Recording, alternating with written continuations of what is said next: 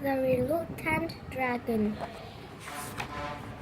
One evening long ago, a shepherd ran home, terrified. "I saw something terrible," he cried to his wife and son. "It's as big as 4 horses. It has long, sharp claws, a long, pointy tail, and shiny blue scale all over its body." His son looked up from his book. "That sounds like a dragon," he said. "A dragon?" growled the wife. "A dragon," said the shepherd.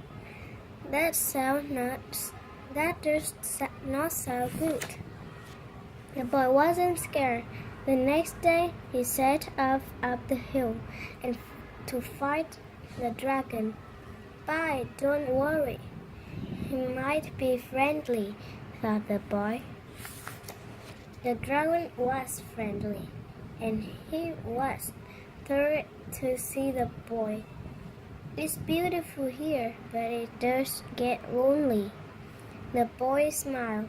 He sat down and asked the dragon all kinds of questions.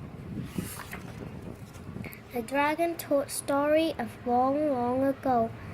There were dangerous dragons everywhere, and brave knights fought them to rescue princess.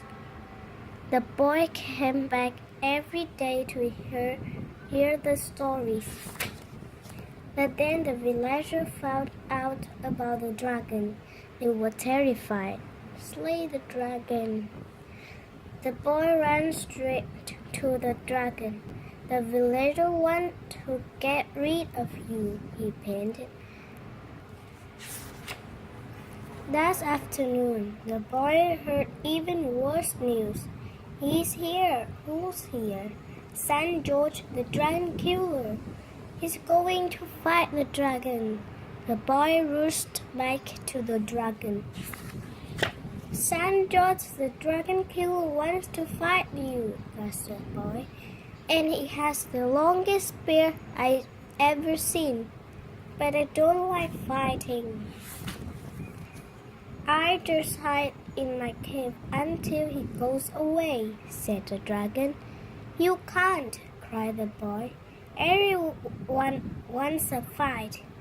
The dragon yawned. "I'm sure you'll think of some things," he said. The boy walked slowly back down to the village.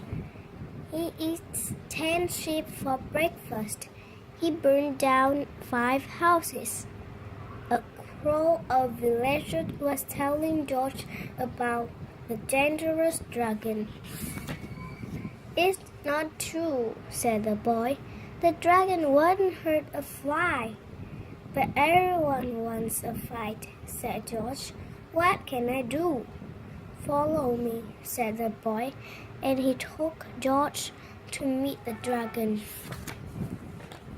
"What's a perfect place for a fight?" said George. "No fighting," said the dragon firmly. "Not even a printing fight?" asked the boy. "Maybe," said the dragon. The boy turned to George. "Do you promise not to hurt him?" "Well, it has to look real," said George. Will there be a feast afterward?" asked the dragon. "There will, and you can come," promised George. The next morning, lots of villagers arrived to watch the fight. The boy waited nervously by the dragon's cave. They cheered and waved when St. George rode into view. But there was the dragon. Then a roar echoed around the hills. Flames filled the air. Everyone gasped as the dragon appeared. His scale sparkled and he breathed out fire. "Change!" cried George. He laughed hard, his spear held high. The dragon bore up, and they soared past each other. Miss, yelled the crowd. George and the dragon turned around and chased again. This time there was no way they could miss. Father, back off! The dragon slumped to the ground. George towered over him. Cut off his head! I think the dragon had learned this lesson, George declared. Let's invite him to our feast. And he led the villager, the boy and the dragon back down the hill.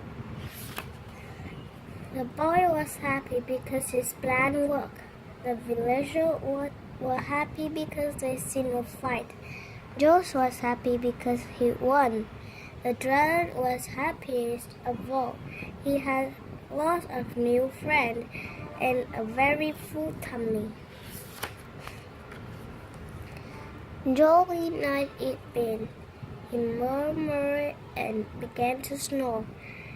And how will I get him home? Said the boy. I'll help, said George. He gave the dragon a prod,